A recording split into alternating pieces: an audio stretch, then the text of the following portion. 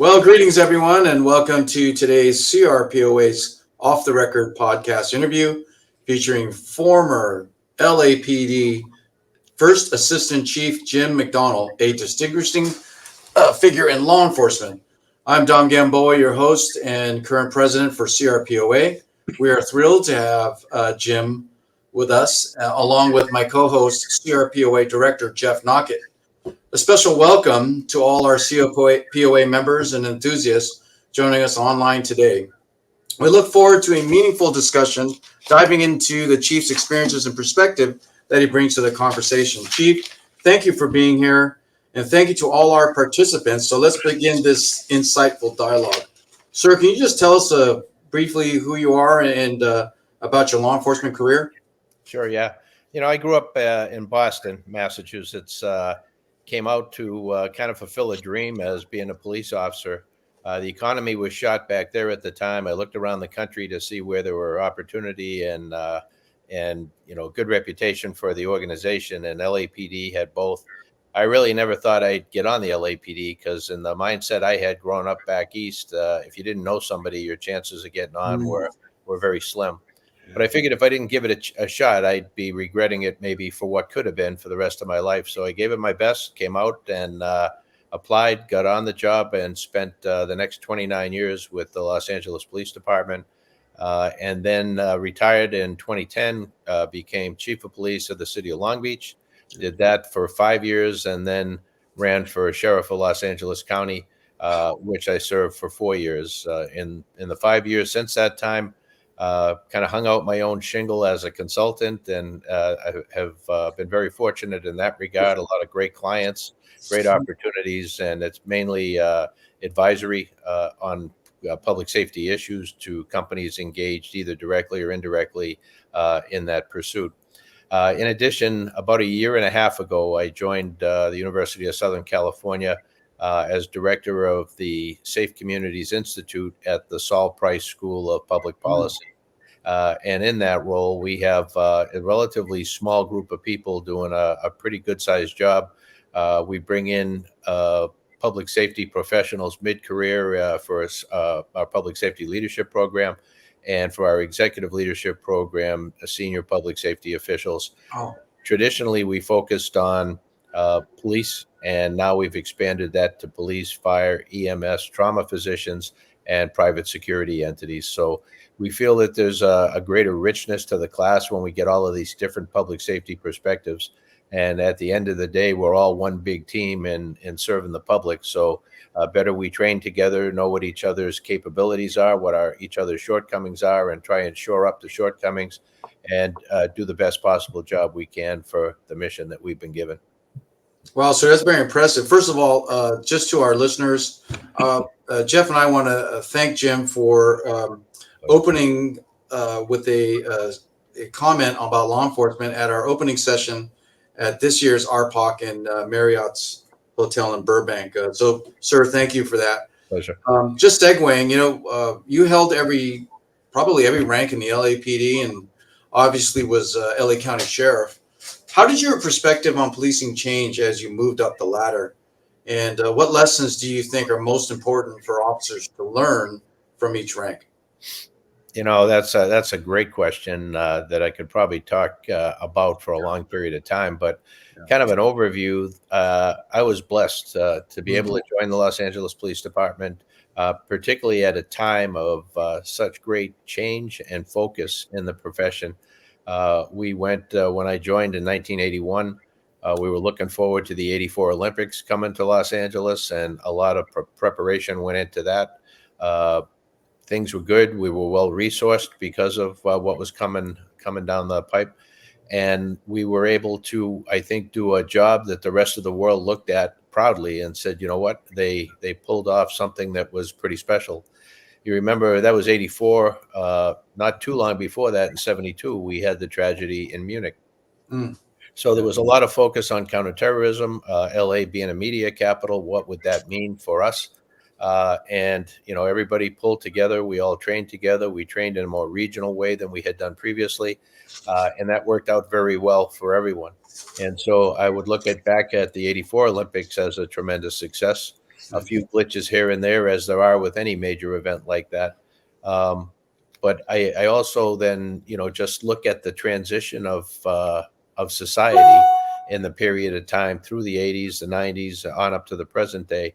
And after the Olympics, we started to see the proliferation of crack cocaine, gang involvement in that, which drove the violent crime picture to places I don't think we can even fathom today. The murder rate in late 80s was probably 3 and 4 times what we're seeing today, or in some places more. And so we've come a long way in that time. We I think had some tremendous successes in driving crime down, particularly violent crime.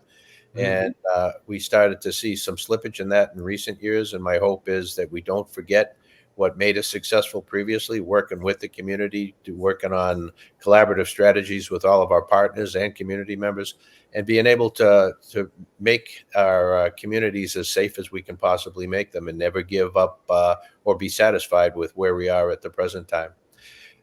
Going back to the question, I look at every rank I had the opportunity to serve in each one in that role. Some I liked more than others, I would say, but some of the ones that I didn't look forward to were the most valuable in the long run.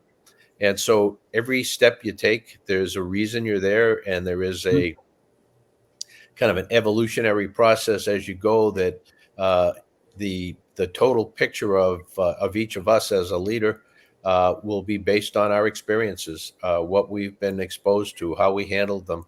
I've learned more from my mistakes than I've ever learned from successes, and I think all of us can could do well to be a student of the profession, to look and see what's happening elsewhere. Uh, the best lesson is when you can learn from what didn't work somewhere else, and make sure that we don't fall into the same trap. I look at many of the challenges that we've had over the years as tremendous opportunities.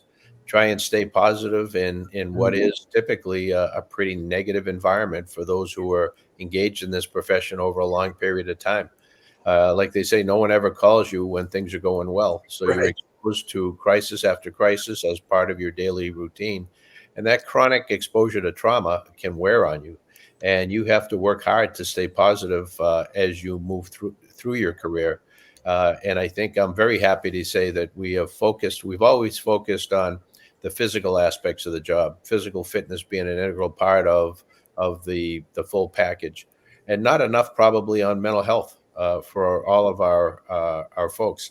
And when you think about, when you go out there, how much of the job is physical versus how much are you dealing with chronic trauma, exposure to violence, exposure to tragedy on a daily basis, and how do you deal with that? Do you compartmentalize it? Do you work through it? Do you have resources that you can use to be able to help manage that? And what impact does that have on you long term? What impact does it have on your family and the environment of the people that you have the privilege to supervise or lead within the organization? So I look at how complex our job is today, and I don't know that there's any way we can prepare people adequately for what they're going to be exposed to. We need to work at that every day, and the benefit and the value of training, I don't think, can be overstated. Uh, Even training at the informal level, talking about things, debriefing calls, debriefing situations, whether we were directly involved or whether someone else was involved, whether in our own organization or across the country. And so I think that we need to value what's available to us. And today, with the internet, we have so much access to so much information. And if we're not using that appropriately to be able to enhance our training capabilities, then we're not living up to what we could be doing for our people. We actually have several courses at RPOC this year that are focusing on mental health and crisis intervention, and the health of the officer beyond just the physical.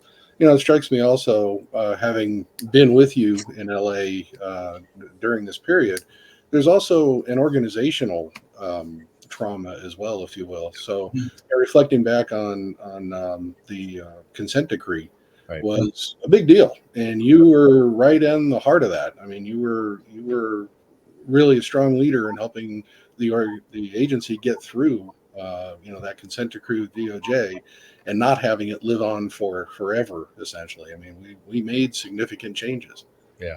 Now the consent decree, and everybody has their own feelings and perceptions about consent decrees, and there are many good things and there are many things that need to be changed. But I look at our position in LA at the time of the initiation of the consent decree, and we were not properly resourced. We did not have anywhere near enough people to be able to do the job that we had taken on, and we kept taking on more. And I think what the consent decree was able to do was force us to focus on the basics. You know, you think about what we do as professionals, and if you were to compare that and use a sports analogy, you know, you think about baseball, and baseball players they're as good as you can get in their profession. And yet they go back every spring for spring training and they practice base running, grounding, fielding grounders, Yeah, high good point. fly balls, running, basic 101 stuff. But by doing that, it brings them back to the basic mission that they're there for. Get the fundamentals down, do them well, and you're going to be more successful. And I think too often what we do is we send our people to the academy, and our academies, and particularly in California, are very, very good. But the Mhm. reality is you're taking a very diverse group of people and putting them into a 6-month training regimen and expecting to be able to give them all of the tools they're going to be able to need when they get in the field. And the reality is that we've conditioned the public that when any condition they face that is out of their control, dial 911 and we'll respond 24/7. And is it realistic to think that we could possibly give everybody all the tools they need in 6 months to be able to deal with any problem within our very complex society? And that's the push I have, that we always need to be trying to improve our skill set, how we approach things, our strategies, our tactics, because we can never say we're done, that we were trained on that and we can move on. We have to constantly continue training. Things change all the time. We have to adapt to that change. We don't drive the change. We are players in an ecosystem that is much bigger than us.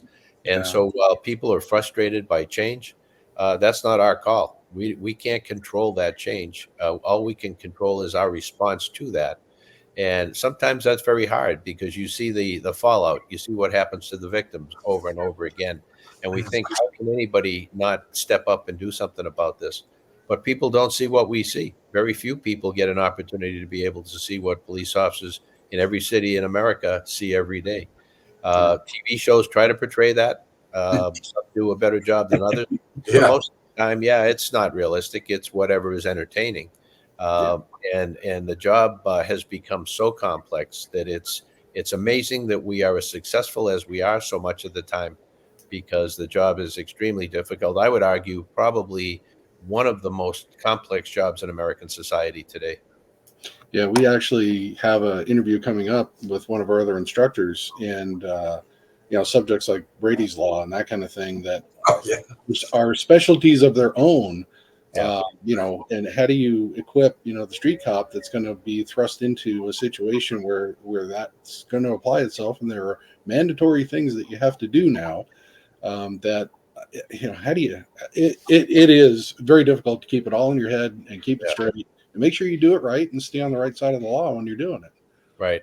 No, when you think about what we ask of somebody who comes on the job at 21 years of age with whatever life experience they have up to that point, some have military, some have college, some have work jobs, some have not Right. benefited from those type of experiences, but yet they're on the job, and they're looked to provide whatever they can to resolve a very difficult situation, potentially violent, always emotional, in a way that they can de-escalate things and deal with people many times who are under the influence of alcohol, drugs, or dealing with a mental health crisis.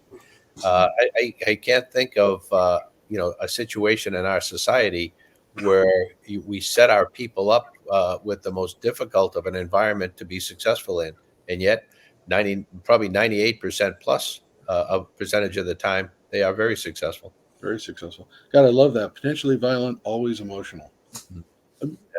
Yeah. Yeah. You know what that reminds me of? Just as a matter of conversation, that is, old school is good school and is new school again. There are some fundamentals from what we've learned in law enforcement that definitely apply today. And then there's some things that we cannot apply today. Yeah. But I mean, just hearing, fundamentals from the past that, I hear it from Jeff, I hear it from a lot of our members, sir, hearing it from you, it just reminds me that we did good work all the way around. Yeah.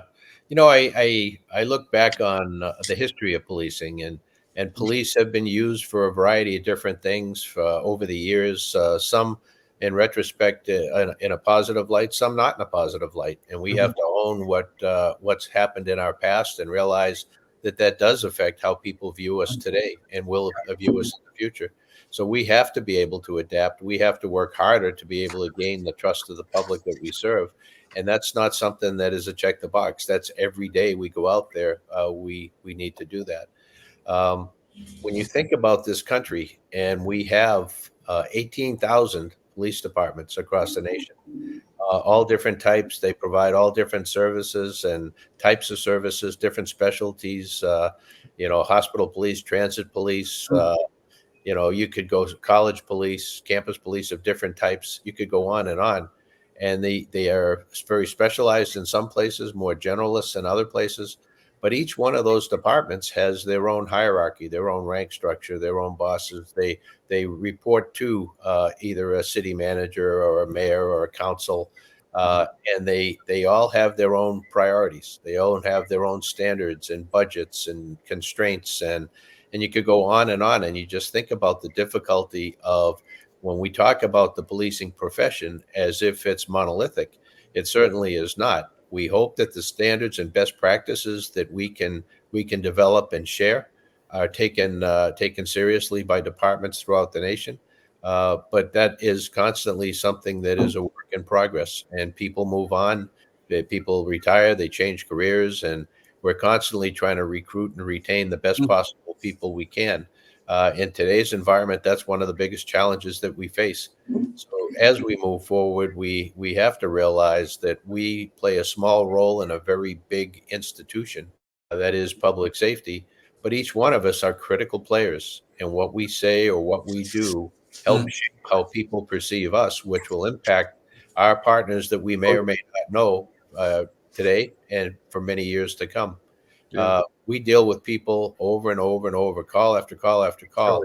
But for people that we're dealing with, that may be the one time in their life that they call the police, and they remember everything you said, how you looked at them, how you treated them, and their takeaway then will shape how they view our profession for the rest of their life. And they Yeah. will share that with friends, relatives, and family, which has a big impact on so many people that we will deal with in the future, and others who will determine our budget fate, our viability, our legitimacy, our credibility. And so none of us can downplay the role that each of us plays in that big picture of police legitimacy in American society.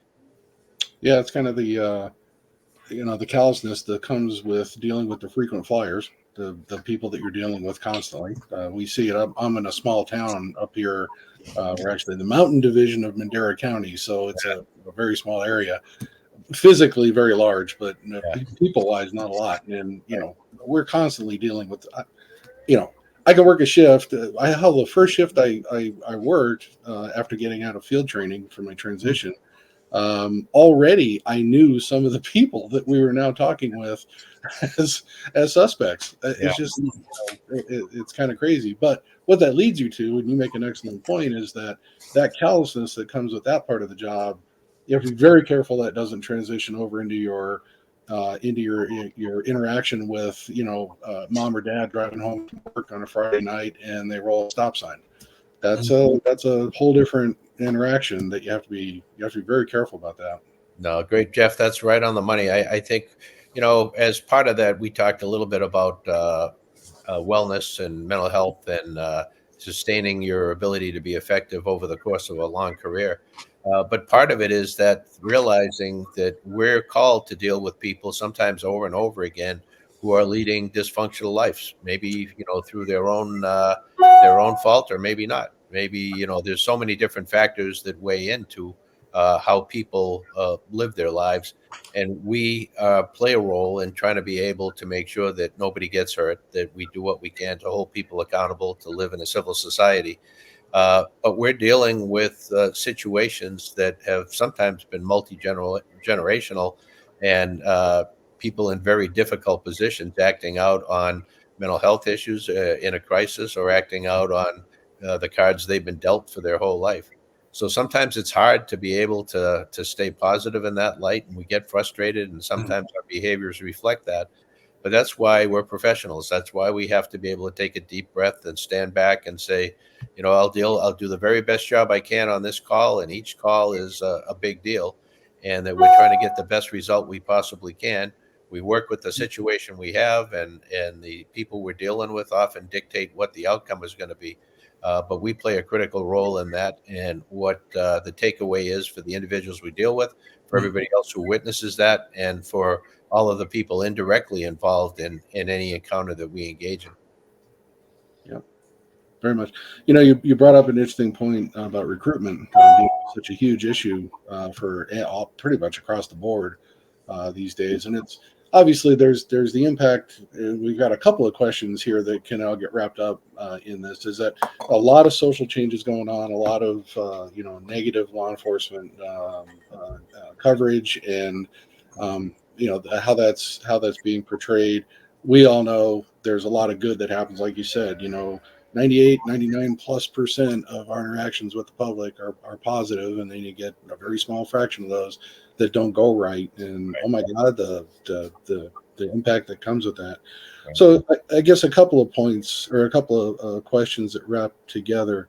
The social changes. How do you see that from a law enforcement executive perspective? How do you deal with that? Is that just another consent decree? It's another set of challenges that I now need to go off and policy through and train and make adjustments in the organization. And then from a recruiting perspective, how do you have any advice for an agency that's trying to not only fill the ranks of full time, but the ranks of reserves has also declined too? And Right. I think I hope we would all agree that the added benefit of having reserves in the cadre there is a force multiplier. Not only a force multiplier, but really a treasure for the profession. Because when you look at many or most of the people that are full-time career public safety officials, cops, law enforcement in general, come into the organization and the profession at a young age, 21 generally or thereabouts, and they have whatever life experience they have at that time, and they develop as law enforcement professionals as they move forward. But a reserve comes in often with a specialty that police officers would not have.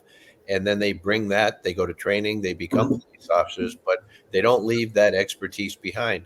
So we really get tremendous value from reserve officers who come in with that specialty, or even looking at the world through a different filter than we might otherwise have the benefit of. They come into the organization, and you look at an organization like LAPD or LASD or many of the big organizations throughout the state, and the reserve officers come from a wide variety of backgrounds. You have physicians, you have accountants, you have attorneys, you have mechanics, you have people across the spectrum that all are experts in their own field on top of being police officers. So if we don't take advantage of what they bring to the table, shame on us, because the value there is hard to put a price on each individual that comes to the profession. And so I'm very thankful for reserves throughout the state and throughout the nation who've taken upon themselves to go above and beyond. And as they say in the LAPD Reserve program, twice a citizen. That's awesome. I've never heard of that before. That's great. Yeah. It's actually, the annual banquet is the Twice a Citizen banquet. Right. Right. Yeah. And as far as the adapting to change, I mean, we live in a constantly changing environment. Nothing ever stays the same. Sometimes the changes are more radical, more dramatic, and impact public safety sometimes more than other times. We've seen tremendous change in the last 10 years in public safety and law enforcement in particular in California and across the nation. And adapting to that has been difficult because, as I mentioned earlier, police officers see things in society and see what appear to be predictable outcomes for legislative efforts, for things that are either managed a certain way, laws that are on the books that are followed, laws that are on the books that are not followed, and sometimes disincentivized to enforce those laws, and that's difficult for people who focus on the mission of law enforcement, of using the law to maintain structure, to maintain civil order in our society. Mhm. And that is one of the main tools in the toolbox are the laws that we're charged with enforcing. We always need to keep the big picture and that we don't focus on the minutia, but rather on maintaining an environment that is, free from danger for the residents of our communities, but also in a way where we maintain credibility, accountability, and transparency for the people that we serve. They deserve that, and to the degree that we legally can, we should focus on that in everything we do. But at the end of the day, it comes back to us and realizing our role in society, realizing that we live in an ever-changing environment, and that will not stop at any point, and that as we continue to move forward, we need to be able to figure out a way to do the best job we can with the circumstances that are laid out in front of us. Mhm. At times, politically, those circumstances will be more favorable to what we see as the way to protect society. And other times it's much more difficult. And that has an impact on really everything we do, how we perceive ourselves, our ability to be able to recruit and retain the best people that we can get into the profession. We've seen all of those issues that I mentioned challenged in the last decade in particular. And so as we move forward, it's a time of great opportunity as well as challenge, and that we now are, I think, transitioning through the worst part. And I think there's a realization in society that, hey, in spite of our frustration in years past, we need police officers. We need good professional police officers who police constitutionally and respectfully. And really, there's no greater value to a society than having a rule of law that is accepted by everyone, and societal standards that ensure that, for the most part, everybody feels safe and everybody is safe. Mm. And the perception of safety is every bit as important as safety, because if you live in constant fear and a state of high anxiety, we're not going to be as productive as a society as we otherwise would. So everything in my mind rests on public safety as the foundation, and the most important job of government is to ensure that people are safe in their homes, in their schools, and their ability to be able to carry out business and lead their lives in ways that are good for their family. And so, as we move forward, we just need to continually remind ourselves that we don't control what happens legislatively necessarily. We may be able to influence that, but we have to respond and react in a professional way and do the very best job we can. But to be open about what we're doing, what our limitations are, and do we have the tools necessary to be able to get the desired effect? And if we don't, we're the experts on public safety, then we're relying on others who don't have that same level of experience to be able to, share our message, if you will, or to be able to dictate the narrative. It's too important to leave it to people who aren't experienced in that field, much as we would leave it to a mechanic to talk about a medical procedure. Yeah. That goes to the doctor, the physician, and hopefully the experts in that field who are the best at what they do. And so as we move forward, if we can figure out a way to be able to take a collective deep breath and realize that we need to be as good as we can be every day. Every day is game day. We don't Mm. have practice sessions. We don't have the ability to say do over. Every day we get out there and you're doing the job, and you will be held to a high level of accountability for how you do that.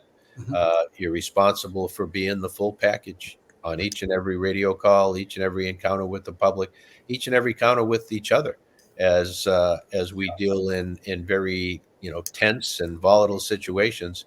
It's critical that we treat each other with respect, because if we don't start there, then we're not going to be setting ourselves up for success as we move out into the field. Yeah. There was a lot that you unpacked there, sir, and a lot for myself and Jeff, all our members to unpack. And I really appreciate this conversation because as soon as this podcast is over, I get to go 10-8 on the street, and now I have a different mindset. So thank you for that. But with that, what advice would you have for a reserve or full-time officer navigating through modern law enforcement? Patience, resilience, look out for yourself from both a physical and mental health standpoint. If you need help, ask for it. There's no shame to that. You've been exposed to things that most people in society would never be exposed to. And if they were and saw it once, it would impact them for the rest of their life.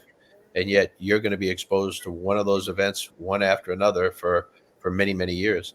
And so I would say, don't feel like you're the Lone Ranger out there, that you have to do things a certain way and you have no backup. You have a lot of backup, and don't be afraid to ask for that. Focus on things outside of the profession. Make yourself well-rounded. You know, you go back historically and you look at how different times our society, valued the Renaissance man, if you will, somebody who was well-versed in a variety of topics, maybe expert in a variety of topics, but somebody who was well-rounded overall. And I think too often in society today, we focus on specialization to our detriment. And I think for the health of the individual, we need to have different types of interests, friends from different professions, and things that don't continuously focus on, in our case, the negative, because that's too easy to get into that funnel, if you will, and not be able to pull yourself out of it. So, as far as advice goes, each one of you out there who listening are doing things every day on behalf of others, doing things that most people in society would not take on. They would be fearful on a number of fronts, physically, career-wise, or so many other ways, to engage in what you do without giving much thought to it. You get a radio call, you respond. You don't ask, what type of person, what does the person look like, what's their background, what's their socioeconomic status. You just roll. You roll and you determine how the situation unfolds in front of you. And in some cases, you put yourself between the person who called, the victim, and harm. And sometimes in doing that, you put yourself in great personal jeopardy. But you do it over and over again without asking all of those questions that some may later, want to talk about. And so I think we have a profession that, while lately has been denigrated in the public eye, one that I think will arise in the public consciousness as a really special group of people who have endured, in some cases, unfair criticism, in some cases, we're our own worst enemy. But overall, as a profession, unfair criticism for doing on behalf of others what few people would want to engage in.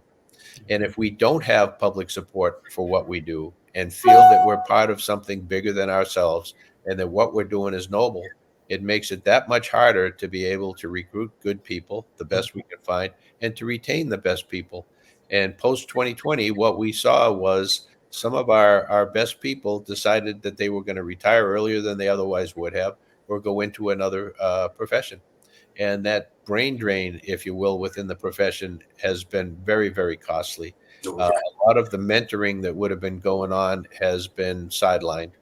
And now we have people doing the very best job they can, but without the benefit of that more seasoned person going through scenarios and situations with them and providing that greater level of training. And on the front end, the ability to be able to recruit the best and the brightest to enter into a career that I think they would find very rewarding in the long run. That barrier to entry has been, public support, family support, the ability to be able to feel that you're going into a profession that is honorable, that is noble, that is a calling, and not just something you're doing for a signing bonus or a paycheck, but rather more intangible, something that you're getting great personal satisfaction out of helping others during some of the most difficult times of their life. Absolutely fantastic, sir. Thank you so much. I want to be respectful of your time. You've been very generous with us, and this has been, I still have a raft of questions. we get a chance to talk at the conference, so I hope to see you there, and I can pull you up in the corner somewhere. Absolutely. Anytime, Jeff. Thank you. It was an incredible interview. Just a matter of mentioning, closing out, for those who are aiming to advance their careers and create a meaningful impact in law enforcement, Mr. McDonnell's wealth of experiences are invaluable. With that, we extend a warm invitation to all law enforcement professionals and enthusiasts to join us at the upcoming RPOC conference, featuring high-end training classes and instructors at the Marriott's Los Angeles Burbank Hotel, conveniently located across from the Bob Hope Airport. Our thoughtfully selected courses often offer practical insights that will transform your approach to law enforcement duties. Seize the opportunity to boost your skills, network with your peers, and shape the future of law enforcement. So when you get a chance, look at the link below, register for the conference this year, and we look forward to seeing you. Take care. Thank you. Thank you, sir. Thank you very much. And to all watching, and to our reserve officers from throughout the state, a sincere thank you to all of you for stepping up and doing what others would be very hesitant or unable to do, and answering the call every day on behalf of so many others, again, during some very difficult times for everybody, and for staying the course during these past difficult period of years that we've all been through. It has not been easy, but it is worth it. It is the most noble of callings, and you play such an important role in that. Thank you. Thank you, sir. Appreciate that.